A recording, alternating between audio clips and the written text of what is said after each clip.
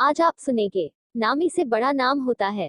लंका विजय के पश्चात जब राम अयोध्या लौटे और राज तिलक हो गया, तो एक दिन राज दरबार में महर्षि वशिष्ठ, विश्वामित्र, नारद तथा अन्य ऋषि धार्मिक विषयों पर विचार विमर्श के लिए पधारे।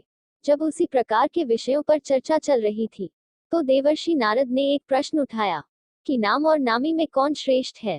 ऐसे प्रश्न को सुनकर ऋषियों ने कहा, नारद जी, नामी से तुम्हारा क्या तात्पर्य है, स्पष्ट करो। नारद जी ने कहा, ऋषियों, नाम तथा नामी से तात्पर्य है कि भगवान नाम का जप भजन श्रेष्ठ है या स्वयं भगवान श्रेष्ठ हैं।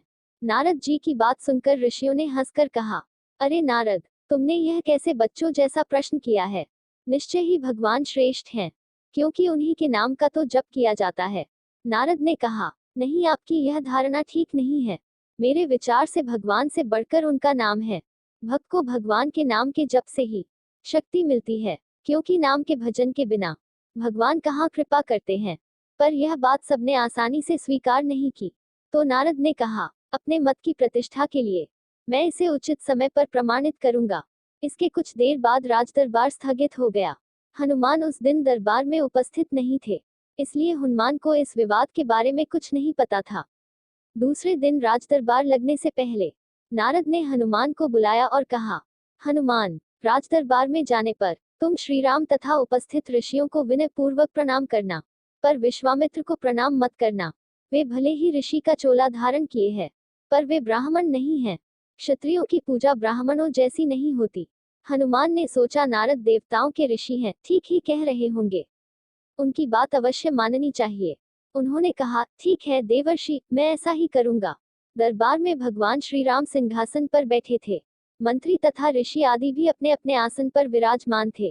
थोड़ी ही देर में हनुमान जी आए। भगवान श्री राम के चरणों में प्रणाम किया, फिर ऋषियों का चरण स्पर्श कर प्रणाम किया, फिर उन्हीं के बीच बैठे विश्वामित्र को न तो उन्होंने प्रणाम किया और न किसी प्रकार का आदर भाव दिखाया। हनुमान के इस व्यवहार से विश्वामित्र ने अपने को बड़ा अपमानित समझा। वे राजा तथा ऋषियों के बीच इस प्रकार अपनी उपेक्षा का अपमान को सहन न कर सके।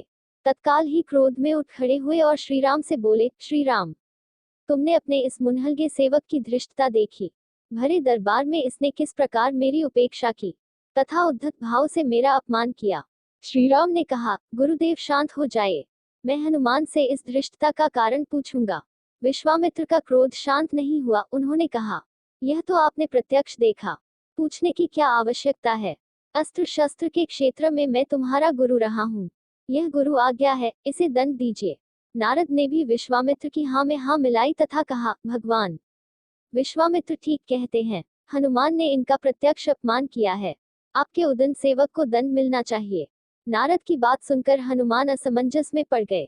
भरे दरबार में अपनी स्थिति देखकर कुछ बोल तो न सके, पर सोचने लग गए कि जिस नारद के कहने से मैंने ऐसा किया, वही नारद अब मेरा बचाव न करके मुझे दंड देने की बात में सहमति जता रहे हैं।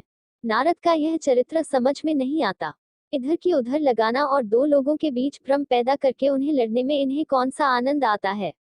भले काम को बिगाड़ने वाला यह कैसे ऋषि है।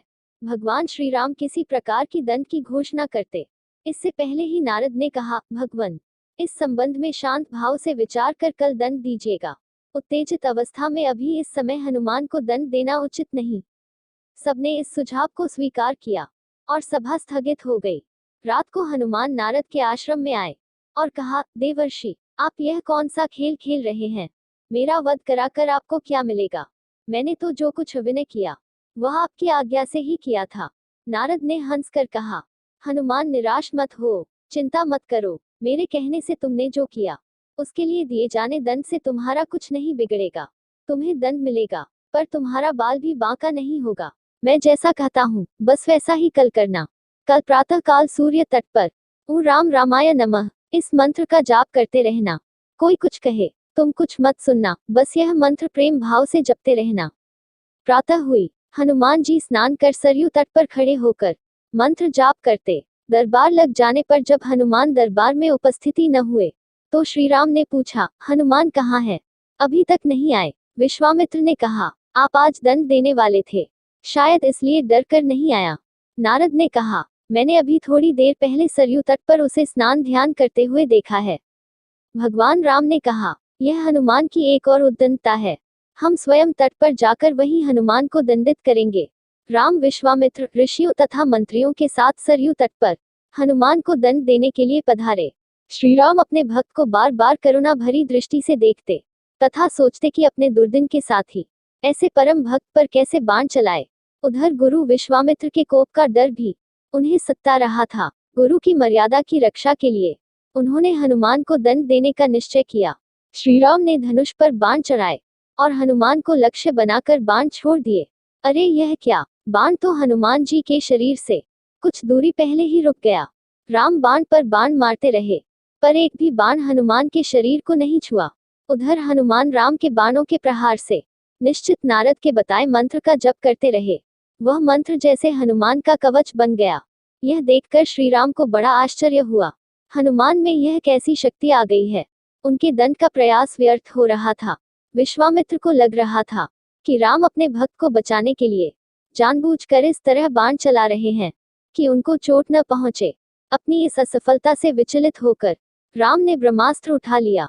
राम ने ब्रह्मास्त्र हाथ में लिया तो हाहाकार मच गया। नारद ने कहा, ऋषि व विश्वामित्र, हनुमान के अपराध को क्षमा करें।